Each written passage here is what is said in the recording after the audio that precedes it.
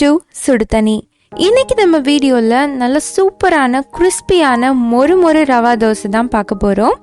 ரொம்ப இன்ஸ்டண்ட்டாக செய்யக்கூடிய இந்த தோசை ஒரு 30 மினிட்ஸில் நீங்கள் பண்ணிடலாம்.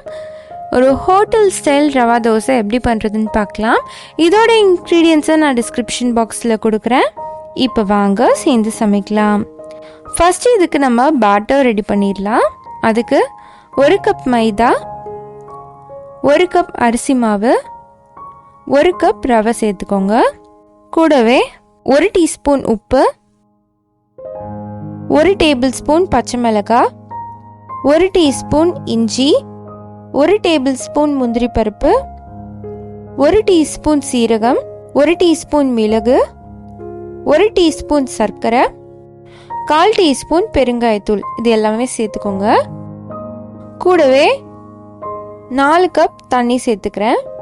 நீங்கள் ரவை எந்த அளவு எடுக்கிறீங்களோ அந்த அளவுக்கு 4 பங்கு தண்ணி சேர்க்கணும். 1 கப் ரவை எடுத்துருக்கனால அதோட 4 பங்கு தண்ணி 4 கப் சேர்த்துருக்கேன்.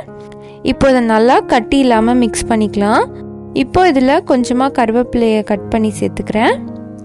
இதையும் சேர்த்துட்டு நல்லா மிக்ஸ் பண்ணிக்கோங்க. இப்போ பார்த்தீங்கன்னா கட்டி இல்லாமல் இது நல்லா ரெடி ஆகிடுச்சு. இதை ஒரு 30 நிமிஷம் டிஸ்டர்ப் பண்ணாமல் அப்படியே வச்சுருங்க.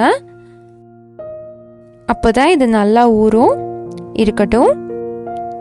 30 நிமிஷம் கழித்து இது நல்லா ரெடி ஆகிடுச்சு. அடியில் பார்த்திங்கன்னா நல்லா மாவு மாதிரி வந்திருக்கும். அதை நல்லா மிக்ஸ் பண்ணிக்கோங்க. இதோட 1 கை அளவு ரவை சேர்த்துக்கலாம். இந்த ரவையை கரெக்டாக தோசை ஊற்றும் போது சேர்க்கணும், அந்த கிறிஸ்பினஸ்க்காக.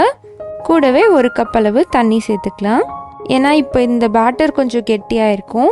இந்த தண்ணி சேர்க்கும் போது தான் அதோட கன்சிஸ்டன்சி கரெக்டாக இருக்கும். இப்போ இது ரெடியாக இருக்குது. அடுத்து நம்ம தோசை ஊற்றிடலாம்.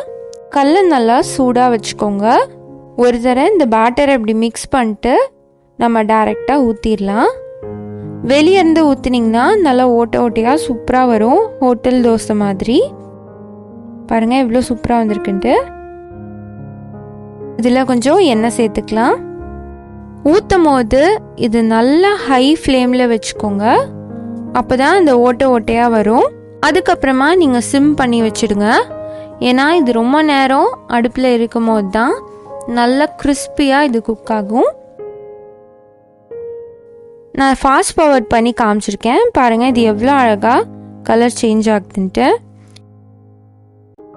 இப்படியே மாறிட்டே வரும். இந்த மாதிரி ப்ரௌனாக வந்ததுக்கப்புறமா நம்ம இதை எடுத்துடலாம்.